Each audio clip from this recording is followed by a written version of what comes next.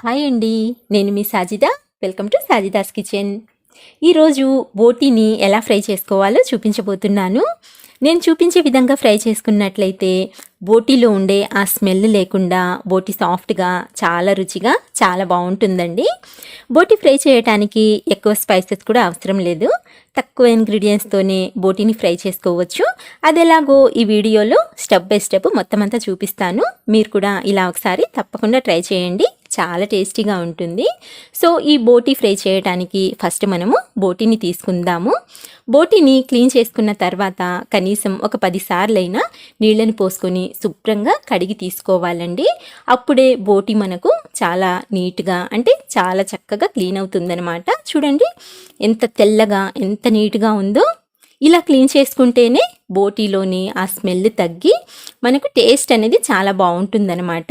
So ఇలా clean చేసుకున్న ఈ బోటీని నీళ్ళేమీ లేకుండా ఇలా కుక్కర్లోకి తీసుకోండి. ఇప్పుడు ఇందులోకి 1 టీ స్పూన్ వరకు సాల్ట్, అర టీ స్పూన్ వరకు పసుపు, అలాగే ఒక మీడియం సైజు ఉల్లిపాయని ఇలా నిలువుగా పొడవుగా కట్ చేసుకొని వేసుకోండి. ఇప్పుడు ఇవన్నీ బాగా కలిసేలా చక్కగా ఒకసారి బాగా కలిపేసుకోండి. ఇలా బాగా కలుపుకున్న తర్వాత ఇందులో నీళ్ళేమీ పోయకూడదండి.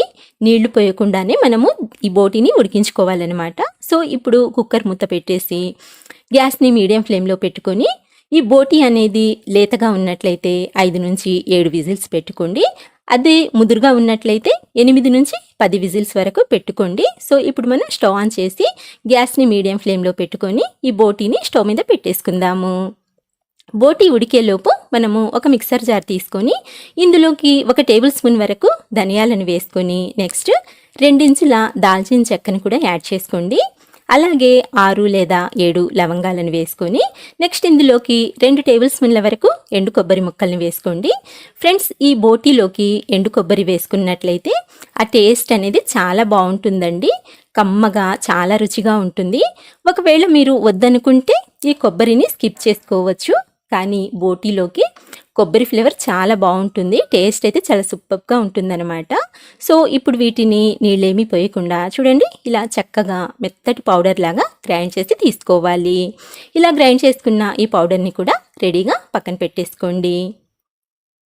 ఇప్పుడు మనము బోటీని చెక్ చేసుకుందాము. ఈలోపు మనకు బోటీ కూడా చక్కగా ఉడికిపోయిందండి. ఇందులోని ప్రెషర్ అంతా పోయాక మూత తీసి చూద్దాము. చూడండి ఇందులో మనము నీళ్ళేమీ పోయలేదు కదండి, అయినా సరే ఎన్ని నీళ్లు ఊరాయో. ఇప్పుడు ఈ నీళ్ళని మనము వంపేసుకోవాలండి. ఇలా ఒక జాలి గిన్నెలోకి బోటీని తీసుకున్నట్లయితే ఇందులోని నీళ్ళన్నీ ఇలా కిందికి వచ్చేస్తాయి అన్నమాట. ఇలా నీళ్ళని సపరేట్ చేసుకున్నట్లయితే బోటీలో ఉండే ఆ స్మెల్ అంతా ఈ నీళ్ళల్లో పోతుందనమాట. బోటీ మనకు చాలా టేస్టీగా ఉంటుందండి. సో ఇలా నీళ్ళని తీసుకున్న ఈ బోటీని పక్కన పెట్టేసుకోండి. ఇప్పుడు స్టవ్ ఆన్ చేసి ఒక ప్యాన్ పెట్టుకొని ఇందులోకి 4 లేదా 5 టేబుల్ స్పూన్ల వరకు ఆయిల్ని వేసి ఆయిల్ బాగా వేడయ్యాక 2 మీడియం సైజు ఉల్లిపాయల్ని ఇలా సన్నగా కట్ చేసుకొని వేసుకొని ఈ ఉల్లిపాయని జస్ట్ కొద్దిగా కలర్ చేంజ్ అయ్యేంత వరకు ఫ్రై చేసుకోవాలి. చూడండి ఇలా ఫ్రై చేసుకున్న తర్వాత ఇందులోకి 1 టేబుల్ స్పూన్ వరకు ఫ్రెష్ అల్లం వెల్లుల్లి పేస్ట్ని కూడా యాడ్ చేసుకొని ఈ అల్లం వెల్లుల్లి పేస్ట్లోని పచ్చి వాసన పోయేంత వరకు అంటే ఒక 2 నిమిషాల వరకు మీడియం ఫ్లేమ్ మీద ఫ్రై చేసుకోండి. చూడండి అల్లం వెల్లుల్లి పేస్ట్ కూడా చక్కగా వేగిపోయింది. ఇప్పుడు ఇందులోకి మనం ఉడికించి పెట్టుకున్న ఈ బోటీని యాడ్ చేసుకుందాము. ఇలా బోటీ అంతా వేసుకున్న తర్వాత ఈ ఉల్లిపాయ ముక్కలు బోటీ బాగా కలిసేలా ఫస్ట్ చక్కగా కలిపేసుకోండి. ఇలా అంతా బాగా కలుపుకున్న తర్వాత ఈ బోటీని మీడియం ఫ్లేమ్ మీద ఒక 3 నుంచి 4 నిమిషాల వరకు చక్కగా ఫ్రై చేసుకోవాలండి. అలాగే బోటీ ఫ్రై చేసేటప్పుడు ఇందులో కొంచెం ఫ్యాట్ ఎక్కువగా ఉంటుంది కాబట్టి తొందరగా అడుగు పట్టేస్తుంది అనమాట. సో ఇలా కంటిన్యూస్గా కలుపుకుంటూ ఫ్రై చేసుకున్నట్లయితే అడుగు పట్టకుండా బోటీ చక్కగా ఫ్రై అవుతుంది.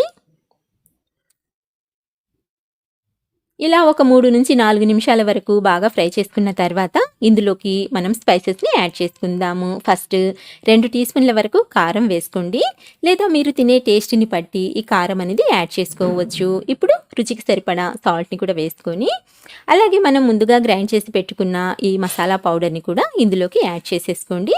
నెక్స్ట్ 3 నుంచి 4 పచ్చిమిరపకాయలని తీసుకొని ఇలా సన్నగా పొడవుగా కట్ చేసుకొని వేసుకోండి. తర్వాత కొద్దిగా కరివేపాకు, ఇలా ఇవన్నీ వేసుకున్న తర్వాత ఇవన్నీ బోటీకి చక్కగా పట్టేలా ఒకసారి బాగా కలుపుకొని ఇప్పుడు గ్యాస్ని లో టు మీడియం ఫ్లేమ్లోకి అడ్జస్ట్ చేసుకొని బోటీలో నీళ్ళేమీ పోయకుండా ఇలాగే ఒక 10 నిమిషాల వరకు ఫ్రై చేసుకోవాలండి. 10 నిమిషాలు ఫ్రై చేసుకున్నట్లయితే బోటీ మనకు ఇలా రెడీ అవుతుందన్నమాట. ఇప్పుడు మీరు కావాలనుకుంటే అంటే ఇంకొంచెం క్రిస్పీగా కావాలనుకుంటే మరో 2-3 నిమిషాలు ఫ్రై చేసుకోండి, లేదా ఇలాగే సరిపోతుందంటే స్టవ్ ఆఫ్ చేసుకోవచ్చండి, అది మీ ఇష్టం అనమాట. నేనైతే మరో 2 నిమిషాల వరకు ఫ్రై చేస్తున్నాను. చూడండి ఇలా బాగా ఫ్రై చేసుకున్న తర్వాత ఇప్పుడు ఇందులోకి సన్నగా తరిగిన కొద్దిగా కొత్తిమీరని యాడ్ చేసుకుందాము. చూడండి బోటీ ఎంత చక్కగా ఫ్రై అయ్యిందో, టేస్ట్ కూడా చాలా బాగుంటుందండి. చాలా సింపుల్గా ప్రిపేర్ చేసుకోవచ్చు. ఇలా కొత్తిమీర వేసిన తర్వాత గ్యాస్ని సిమ్లో పెట్టేసుకొని 1 నిమిషం వరకు ఫ్రై చేసుకుంటే సరిపోతుంది. ఇలా 1 నిమిషం ఫ్రై చేసిన తర్వాత స్టవ్ ఆఫ్ చేసేసి పక్కకు తీసుకొని వేడివేడిగా సర్వ్ చేసుకున్నట్లయితే రైస్లోకే కాదండి రోటీలో కూడా చాలా చాలా టేస్టీగా ఉంటుందన్నమాట. అలాగే బగారా రైస్లో కూడా సూపర్ కాంబినేషన్ అండి, చాలా టేస్టీగా ఉంటుంది. సో మీరు కూడా తప్పకుండా ట్రై చేయండి. సో ఫ్రెండ్స్ చూస్తారు కదండి ఇవాల్టి రెసిపీ. నచ్చినట్లయితే ప్లీజ్ లైక్ చేయండి. అలాగే మంచి టేస్టీ రెసిపీస్ కోసం మన ఛానల్ని సబ్స్క్రైబ్ చేసుకోండి. ఇంకొక మంచి రెసిపీతో మళ్ళీ కలుస్తాను. అంతవరకు బాయ్ అండి. Thank you for watching.